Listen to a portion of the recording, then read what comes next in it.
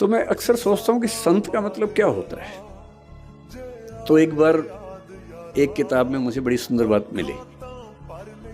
एक उम्र तक मेरा थोड़ा सा लेफ्टिस्ट आइडियोलॉजी की तरफ काफ़ी झुका हुआ था, तो मुझे धर्म, संत, इन सब से लगभग अरुचि सी थी।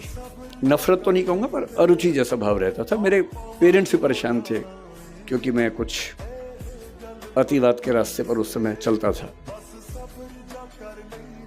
मुझे लगता था कि संत वो लोग हैं जो दुनिया के संघर्षों को छोड़ के भाग गए हैं। अरे भाई, मैं बुद्ध को पढ़ता था, वर्धमान महावीर को पढ़ता था। मुझे लगता था कि क्यों ऐसा करते हो भाई। सब लोग स्ट्रगल कर रहे हैं, रोजी रोटी का संकट सबके सामने है, सबके बच्चे हैं, उनकी शादी होगी नहीं होगी, करियर होगा नहीं होगा, इतना स्ट्रगल है।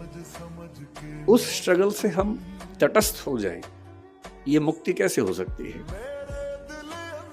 फिर एक बार मेरे हाथ में किताब लग गई, क्योंकि मुझे किताब पढ़ने का शौक है और मेरे सबसे अच्छे दोस्त अगर कोई हैं तो किताबें ही हैं। और एक किताब इसी विषय पर मैंने पढ़ी कि संत होने का मतलब क्या होता है। तो उसमें बड़ी सुंदर एक व्याख्या थी कि संत वो नहीं है जो दुनिया की मुख्य धारा से भाग गया है।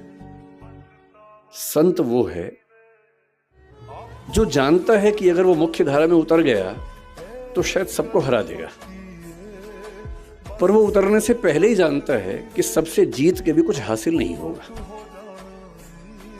और इसी बात को कुछ और लोगों ने दूसरी भाषा में कहा, the most interesting thing about the rat race is that even if you win you are still a rat. चूहों की दौड़ की सबसे रोचक बात यह है कि अगर आप जीत भी जाएं तो भी चूहे ही रहते हैं। और जिससे समझ लिया कि चूहा होना ही नहीं है, तो चूहों की दौड़ में दौड़कर किसको जीत के दिखाना है।